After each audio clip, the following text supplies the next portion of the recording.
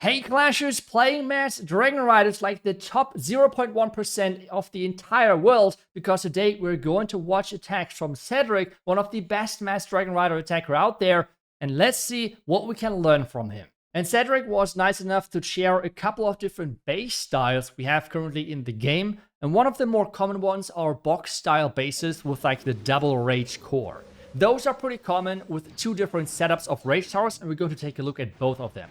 The first one being with the rage towers in line of the town hall, and then the other option is where the rage towers are kind of like where the multi-inferno tower is on this and on this side, and they're like on the flanks of both sides. But both of those options are super easy for this approach because you're starting things off with the rocket spear. Cedric said as well that you can go with a haste vial, which is like personal preference to be honest. But he really likes the rocket spear because you can dodge baits really easily. And at the same time, we can see right now already what makes this strategy so good if you can master it. And that is the important thing. And that is skipping defenses. If you're skipping defense like this, where you take down the with the aura, the mono, and as well the multi-inferno tower, this is the game-changing part. This is where you're getting the crazy amount of value, which just feels so illegal with this Electro Boot Royal Champion Charge combination. Because if you have looked at the base in the beginning, you have seen really stacked core, super annoying to overpower, but with this one, it looked super easy. The next follow-up is just put in those Root Riders. He is starting things off with the Minion Prince ability early on. Since you're using the Angry Jelly, this is important. You try to use it more towards the beginning because in the end, when the Angry Jelly pops off, it is likely that the Minion Prince looks towards the other side. So try to not delay it for too long. And as well, Dragon Riders then are just going through all of this, which makes it somewhat easy. The important thing here as well is the pet choice. If you are not having the Angry Jelly unlocked, you should maybe just use the Barbarian King instead. The reason for this is that without the Angry Jelly, the Minion Prince is not really staying close to the Dragon Riders because he's falling behind. But the other option is just play the exact same approach, but with dragons. As well, you can use, if you're using with the Haste Vial, you can use the Spirit Fox on the Royal Champ. It has pros, it has cons. It has the potential to take down way more of the base, but it's more likely that you're getting baited because the Spirit Fox approach is the same as typically, for example, the Root Riders. So this is something you have to keep in mind. With the Rocket Spear, it's less likely that you're getting baited, so if you have issues with that, you might want to go with the Rocket Spear instead. On this one, he has more Dragon Riders alive than he has started with. Super easy overpowering 3-star, and this means let's just dive in for the next attack. So see what and especially how he's approaching those different base styles. And this base style with a double poison tower setup and really spread out base, which is really common in like tournaments and such, is probably one of the most annoying styles to attack. Because with the Royal Champion Charge you can get less value. You have to travel more through the different defenses. You can't get as much value with the Electro Aura with like skipping defenses. So this is something really important to consider, and obviously you have to be aware of that and really make sure that you're locking in if you're facing one of those. The big weakness of those type of bases, while they are solid versus Mass Dragon or Mass Dragon Rider attacks because they have those long Royal Champion charges, the weakness to them are really those Root Rider attacks, because in normal mode the damage is just missing, where you're approaching the defenses kind of one by one and the healers are always going to keep your Root Riders alive. So this is the big issue why they're not as popular in Legends, for example, especially not in the higher leagues where there's like 70+% of the attacks being Root Riders. But let's get back to this. You can see already how much value he is getting, and always trying to get the value with skipping defenses. This is such a crazy important skill set if you want to play this strategy, or for example the regular Dragon strategy with the Mass Invis Royal Champion Charge. Either way, this is like pretty much one of the most crucial things you have to learn. We have now the Dragon Riders coming in from the top side, the Archer Queen having the giant arrows, typically sniping sweepers or an air defense, for example. Let's see where exactly he is going to use her. And from the top side, just going for some damage in here, not even taking the air defense out. He's just trying to take down the outside defenses here. And the nice thing on the other side, though, is that you don't really need, you're not relying on the Archer Queen to funnel, because, well, Dragon Riders are going from defense to defense, which means the outside buildings with, like, dragon attacks are not as important. But with this one, we have the Minion Prince ability, the Dragon Riders are going through the core, but making their job really nice, because you have to consider one thing. they are super tanky now. With one of the latest balance changes we had in the game, they have received a buff of like 300 or even more hit points on top, which is pretty much the hit point amount of an entire level. So when we had a new level for like dragons or like in general those tanky air troops, you always typically get around the 300 hit point mark.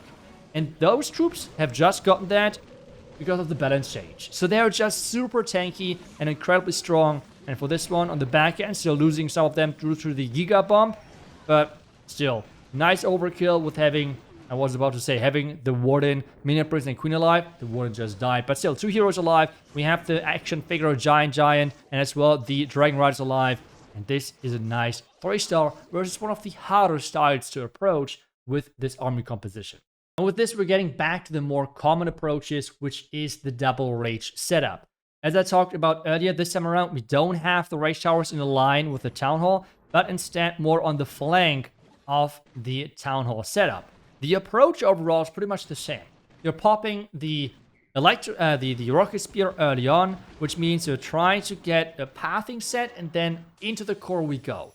Over there, it is all about skipping those defenses. So you can see skipping the bomb tower. Then as soon as the next defense is going down, he's going to skip even further towards the cannon. Then he's going to skip to the expo and so on. You can tell, yep, right there we go.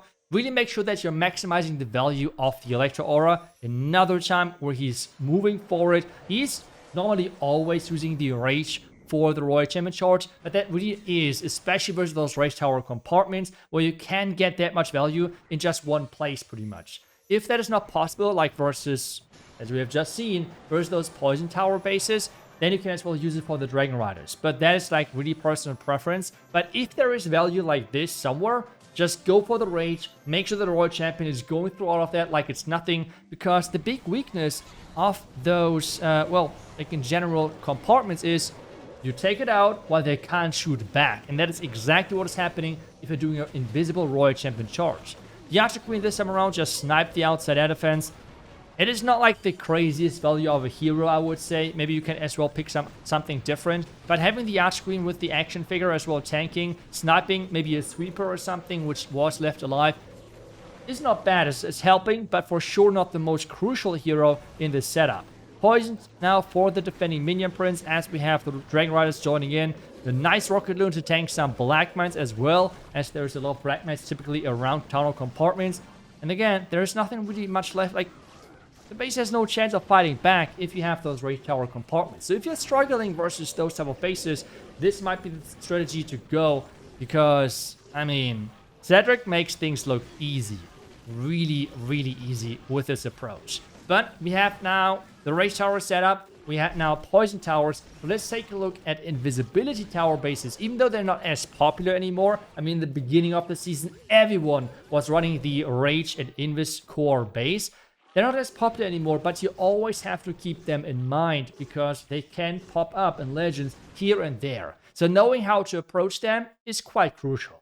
And that's why we're going to take a look at exactly that. A Rage Invis core base, as well with the Hook Tower, which is getting way more common, to be honest. Maybe because of fireballs, maybe because people think like that's not that bad of a defense. I'm not really sure why, but if you're playing this strategy, it's pretty chill, to be honest, to approach those. First off, what he's trying to do is trying again to set up a pathing, a funneling here towards the bottom side. With the Rocket Spear and the experience, he knows that the Royal Champ is pathing that way. And the next thing for him is he's using the Archer Queen to trigger the core. And on top of that, he is using now the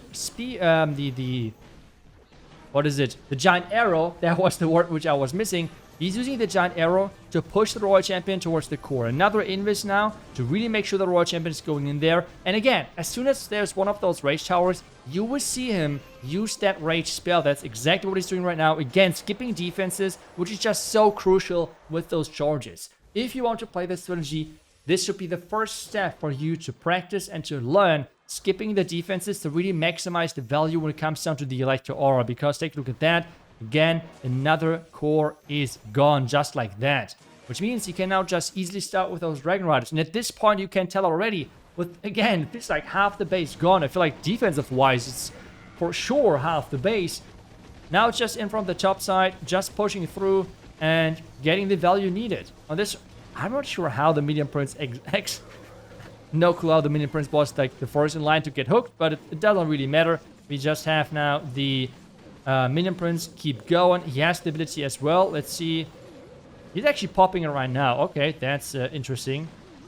I mean, I guess there's not really that much left of the base anyway, so use it in a better fashion, but whatever. It doesn't really matter in the end because this is yet another nice 3-star as he's cruising through. The Minion Prince now, without the Angry Jelly, is taking a little bit of time to actually follow up, but with the Dark Crown here, he's quite quick to follow. He deals a lot of damage then. And make sure that defending heroes, for example, can be taken care of. And that's exactly how you play the strategy. I hope that I was able to show you in some way how to really play the strategy on a top level. And feel free to let me know what other strategy you would like to see next, and I can see if I find a pro and expert on the highest level to really show off those different attack styles, like different approaches versus different base styles, and how you should use them. Because for me, this season, I really want to concentrate on the Warden Charge Rocket Dunes. And I know at the same time, content-wise, it can get boring at some point. So let me know what other strategies you would like to see, and I will try to cover them in future videos with inviting experts on that specific strategy to really showcase them and show their full potential. And that's it for today's video. Thank you so much for watching. I wish you guys back tomorrow for the next Clash video. Until then, see ya, and bye-bye.